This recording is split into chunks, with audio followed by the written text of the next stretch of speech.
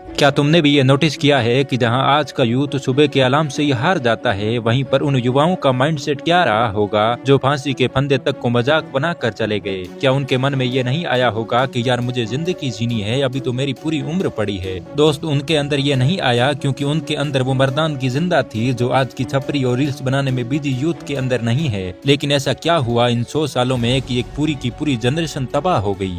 आज की जनरेशन माँ बाप पर घटिया जोक्स बनाकर उसे सेलिब्रेट कर रही है और आगे की आने वाली जनरेशन का फ्यूचर क्या होगा तुम खुद सोच सकते हो। लेकिन सवाल तो यही है ना कि रीजन क्या है इसका।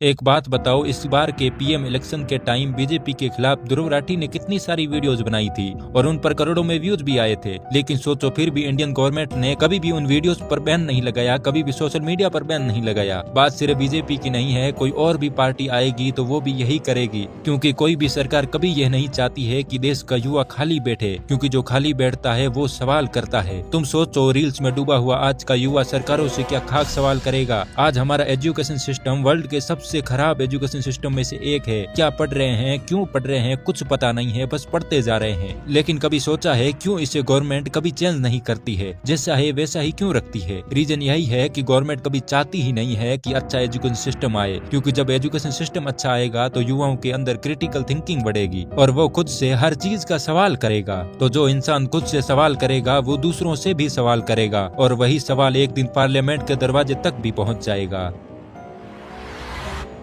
दोस्तों, 2617 ये वो आंकड़ा है जितनी बार एक एवरेज पर्सन अपने मोबाइल को टच करता है। टेक्नोलॉजी को बनाया गया था हमारे फायदे के लिए, हमारे अच्छे के लिए, लेकिन आज इसी टेक्नोलॉजी से हमारे दिमाग को इस तरीके से कंट्रोल किया जा रहा है कि हमारी पूरी की पूरी जनरेशन तबाह हो चुकी है। लोगों को पता है उन्हें कामयाब होना है तो क्या करना पड़ेगा, आज उन्हें क्या करना चाहिए, उनके बड़े बड़े सपने हैं वो पूरे कैसे होंगे, लेकिन फिर भी वो नहीं कर पा रहे हैं क्योंकि विल पावर नहीं बची है, खुद पर कंट्रोल नहीं बचा है। और इसका एक ही कारण है और वो है सोशल मीडिया, यानी कि आपका फोन। दोस्तों, कल मैंने ये लाइनें पढ़ी थी कि आजकल टेक्नोलॉजी दिन पर दिन स्मार्ट होती जा रही है और लोग दिन पर दिन बेवकूफ होते जा रहे हैं। आपको ये सुनकर बुरा लगेगा, लेकिन सच यही है कि आपको पूरी तरीके से कंट्रोल किया जा चुका है। आप चाहकर भी अब इससे बच नहीं सकते हैं, क्योंकि अमेरिका में बैठी हुई कुछ कंपनियों ने अपने करोड़ों रुपए सिर्फ इसी बात पर लगाए हैं कि आप आपके दिमाग को कंट्रोल कैसे करें और अपना ज्यादा से ज्यादा रेवेन्यू कैसे जनरेट करें। मैं तुम्हें कुछ फैक्ट बताता हूँ जिन्हें सुनकर भी तुम्हारे रोंगटे खड़े नहीं हुए तो समझ लो कि तुम्हारा जमीर मर चुका है, तुम्हें कोई फर्क नहीं पड़ता तुम्हारी जिंदगी आज से 10 साल बाद कैसी होने वाली है। अब जो सीरियस लोग हैं वो ध्यान से सुनो। अगर तुम हर दिन 6 घंटे भी फोन चलाते हो तो तुम्हारी पूरी लाइफ का 25% हिस्सा तो सिर्फ फोन चलाने में निकल जाएगा, और 6 घंटे सोने के साथ में काउंट करें तो 50% जिंदगी आपकी सोने और फोन चलाने में निकल जाएगी। पूरी दुनिया को फेसबुक पर नचाने वाले मार्क जकरबर्ग अपने बच्चों को फेसबुक यूज करने तक नहीं देते। स्टीव जॉब ने आईफोन को लाकर पूरी दुनिया को हिला दिया, लेकिन जानकर हैरानी होगी उन्होंने कभी भी अपने बच्चों को आईफोन यूज करने तक नहीं दिया। यूज करने की बजाय वो इस काम पर लग गए कि कैसे इस ऐप को और भी ज्यादा एडिक्टिव बनाया जाए कि कोई उससे दूर ना हो। और दोस्तों, उनकी ये साजिश कितनी कामयाब रही ये आप अपने आप से पूछो।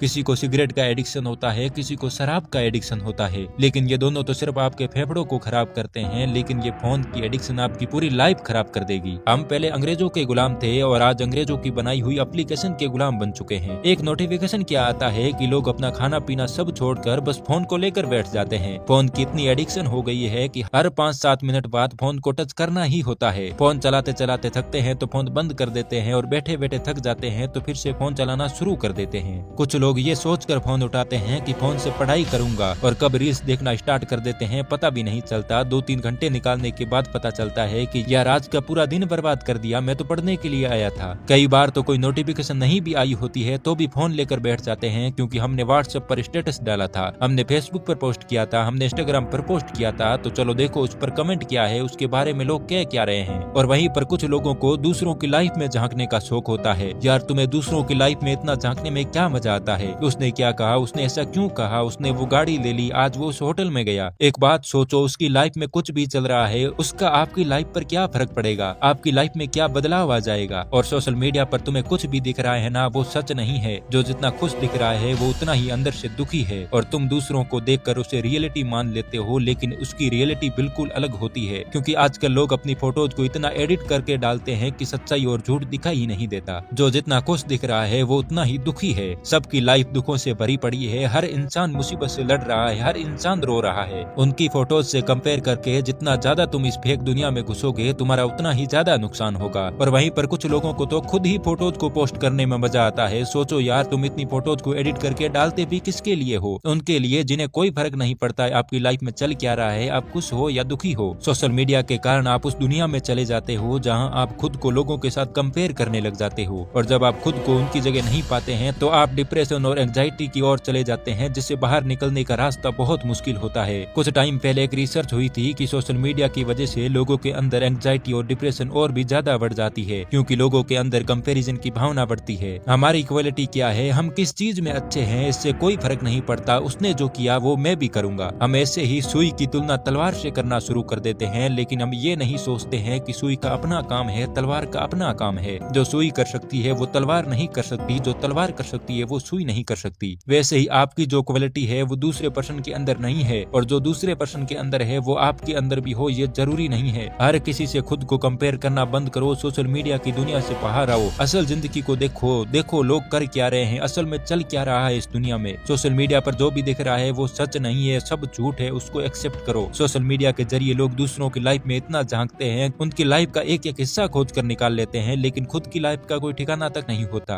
पता ही नहीं होता है कि उनकी लाइफ जा कहाँ रही है। आप जो भी सोशल मीडिया पर देखते हैं उसी तरीके के आपके अंदर विचार आते हैं। 70,000 से भी ज्यादा थॉट आते हैं एक दिन में हमारे माइंड के अंदर, और वे सब इस बेस पर होते हैं कि आज हमने इंस्टाग्राम पर क्या देखा, फेसबुक पर क्या देखा, हमने क्या सुना और क्या पढ़ा। दोस्तों, अगर वीडियो अच्छी लगी हो तो लाइक और चैनल को सब्सक्राइब जरूर करना, क्योंकि वीडियोज बनाने में बहुत मेहनत लगती है।